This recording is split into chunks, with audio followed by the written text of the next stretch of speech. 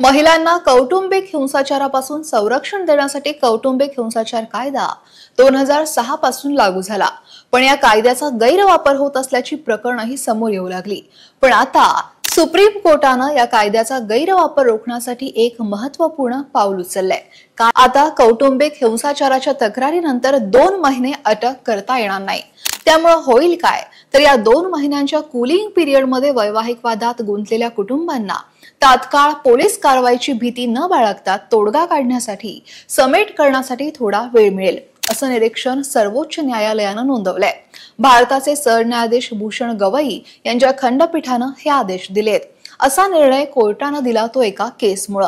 झालं काय, तर या प्रकरणात शिवांगी बन्सल आणि त्यांचे पती साहेब बन्सल यांच्यात दीर्घकाळापासून वाद सुरू होता।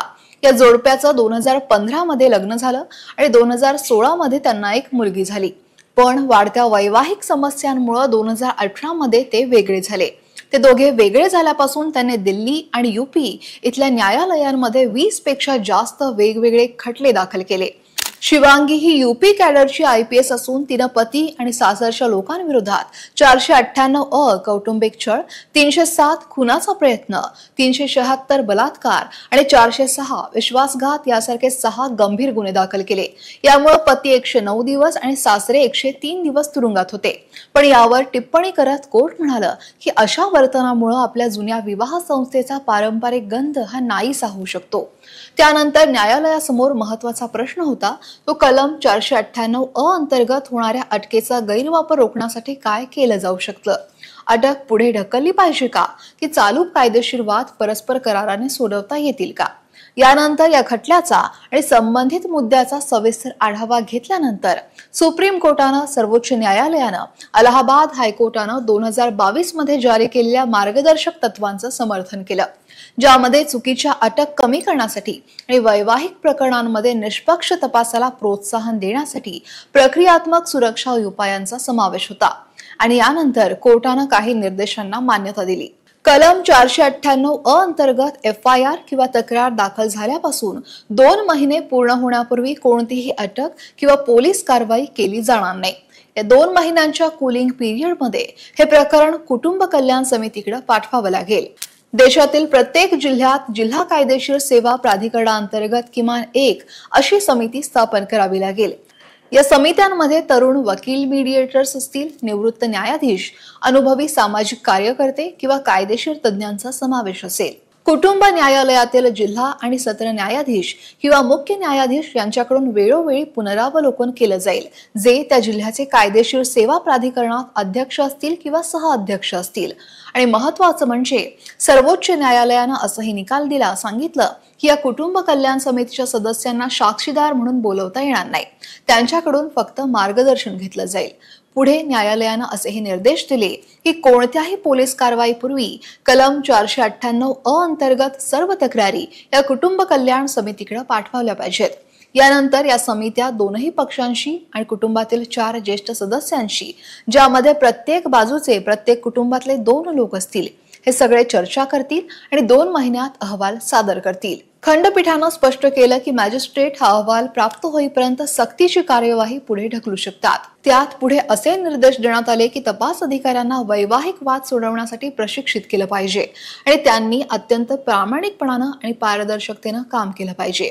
जर दोनही कुटुंबांमध्ये सहमती झाली तर जिल्हा न्यायाधीश खटला निकाली काढू शकतात आणि लीगल सर्व्हिस अथॉरिटी महिला आरोग्य केंद्रांना आवश्यक तांत्रिक आणि लॉजिस्टिक सहाय्य प्रदान करू शकतं।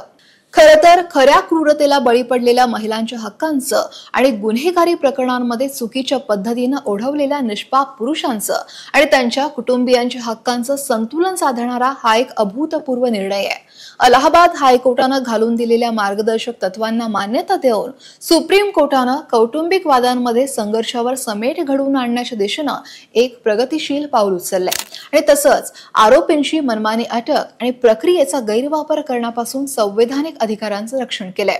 कलम 498 IPC वरील अलाहाबाद हायकोर्टाच्या मार्गदर्शक तत्वांना सर्वोच्च न्यायालयानं कायम ठेवण्याच्या निर्णयामागे सर्वात महत्त्वाचं कारण म्हणजे या तरतुदींच्या गैरवापराबद्दल वाढती चिंता।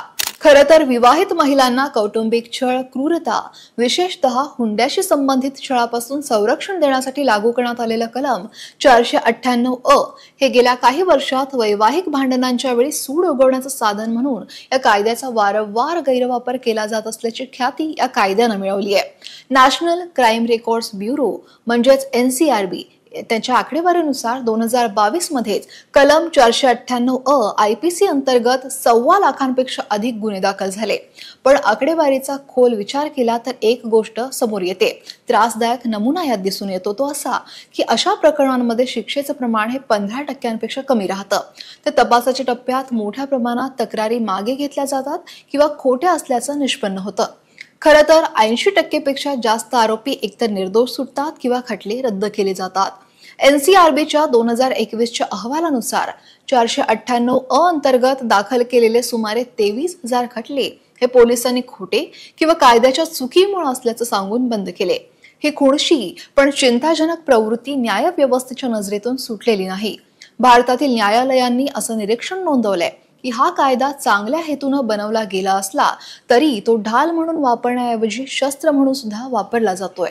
सुप्रीम कोर्टानं एका खटल्यात आधी म्हटलेलं की अटक अपमान आणते, स्वातंत्र्य कमी करते आणि कायमच्या जखमा देऊन जाते. त्यामुळे अशा प्रकारे 498 अ प्रकरणांमध्ये मनमानी अटक रोखली पाहिजे. त्यानंतर आता अशा प्रकरणांमध्ये कोणत्याही अटकेपूर्वी 2 महिन्यांचा कूलिंग पिरियड हा अनिवार्य करून आणि कुटुंब कल्याण समित्यांमार्फत तक्रारींचं निवारण करणं आवश्यक करून सर्वोच्च न्यायालयानं या कायद्याच्या वापरात संतुलन निर्माण करण्याचा प्रयत्न नक्कीच केलाय. तुम्हाला